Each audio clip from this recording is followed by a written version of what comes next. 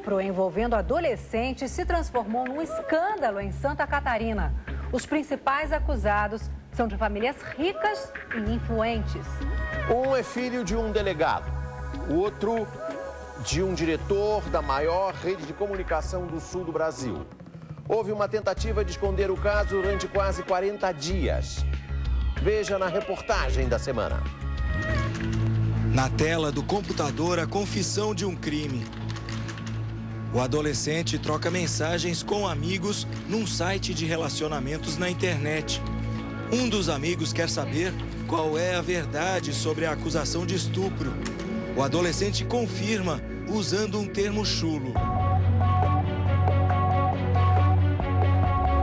Em outro diálogo, ao ver a foto da garota a quem responde, o adolescente ameaça com um novo estupro. Os diálogos confirmam o crime praticado por 3 adolescentes há quase 40 dias. A vítima é uma garota de 13 anos. A família prestou queixa imediatamente, mas o caso era mantido em segredo por envolver famílias poderosas e influentes de Florianópolis. Uma delas é a família Sirotsky, dona do maior grupo de comunicação do sul do Brasil. Com a confissão, a notícia se espalhou via internet. A denúncia de estupro acabou se transformando num grande escândalo. Virou o assunto da semana aqui em Florianópolis. O que mais choca as pessoas é justamente o perfil dos acusados. São jovens de apenas 14 anos de idade, de famílias de classe alta e que frequentam as melhores escolas particulares da cidade. Tem que vir à tona para todo mundo saber. Foi muito grave, muito repugnante o que aconteceu. A garota é ex-namorada de um dos acusados. Os dois se encontraram neste shopping no centro de Florianópolis. Depois foram juntos para o apartamento de um segundo adolescente. No depoimento à polícia, a menor disse que ficou no apartamento das 7 às 11 da noite, que bebeu vodka com os 2 rapazes e que não se lembra do que aconteceu a partir de um determinado momento. Ela suspeita que os amigos misturaram algum sonífero à bebida, um golpe conhecido como Boa Noite Cinderela. O estupro teria acontecido no quarto com a jovem inconsciente. Um terceiro rapaz também pode ter participado do abuso. A garota diz que viu quando ele se juntou ao grupo, mas não consegue identificá-lo. O adolescente que mora no apartamento é filho de um dos diretores da RBS, Rede Brasil Sul de Comunicação, que controla jornais, rádios e as emissoras de TV afiliadas da Rede Globo em Santa Catarina e Rio Grande do Sul. No depoimento à polícia, a vítima disse que a mãe do adolescente estava em casa o tempo todo. Ela estaria dormindo num dos cômodos do apartamento. Só teria percebido o que estava acontecendo muito tempo depois, quando ouviu o barulho e foi até o quarto do filho. Mas aí já era tarde demais. No depoimento, a menor diz que quando recobrou a consciência estava na cozinha, amparada pela dona do apartamento. A menina foi atendida no dia seguinte neste hospital.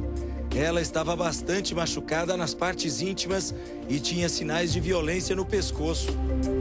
O segundo adolescente acusado é filho de um delegado de polícia da cidade.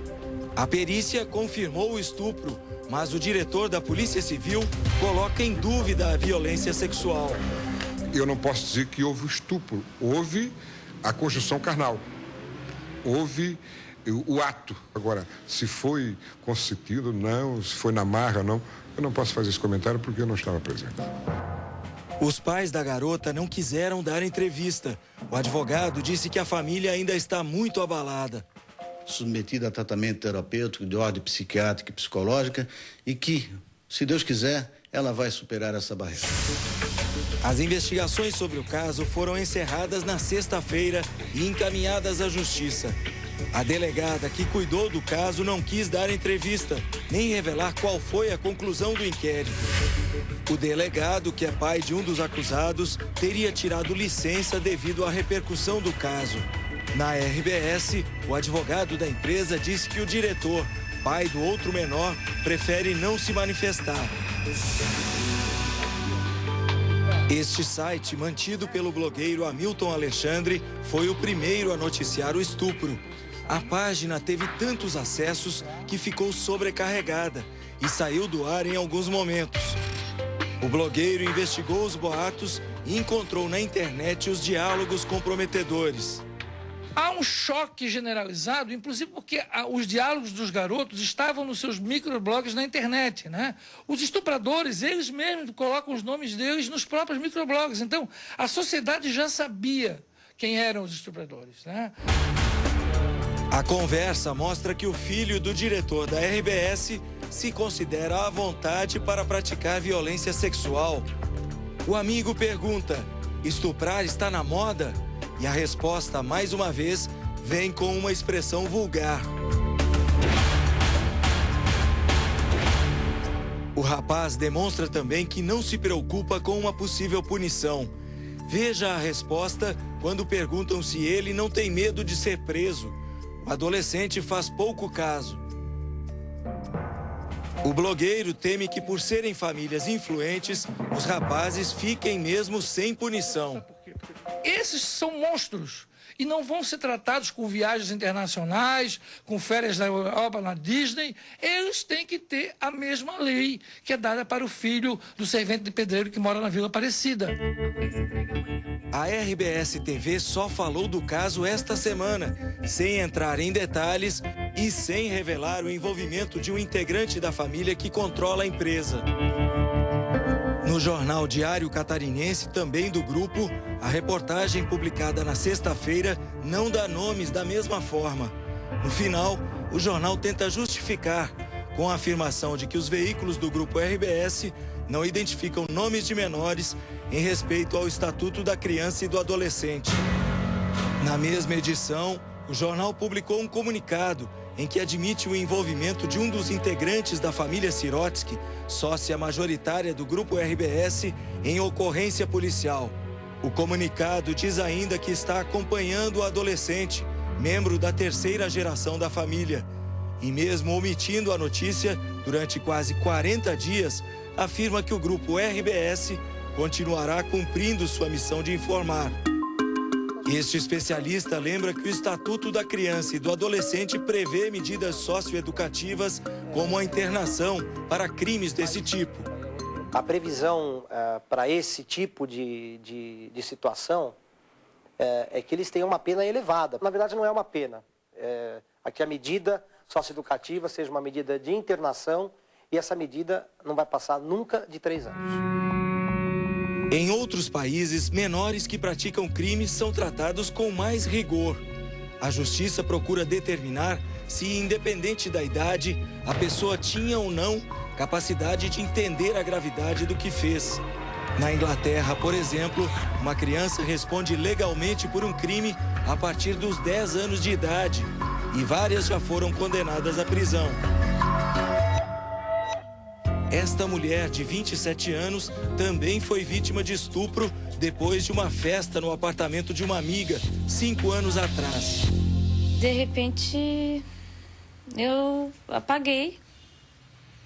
E quando eu volto, começo a voltar a consciência, ele estava em cima de mim, eu estava sem roupa. Eu pergunto o que estava acontecendo, ele disse: isso é sexo. E riu e continuou, mas eu estava tão grogue que eu não tinha reação, não tinha como empurrar ele. Confusa e com medo, ela não prestou queixa à polícia. Agora, a história da menina de 13 anos reacendeu nela a revolta e a indignação. Eu comecei a chorar porque eu me identifiquei, apesar de que o caso dela eu acho que foi bem pior que o meu.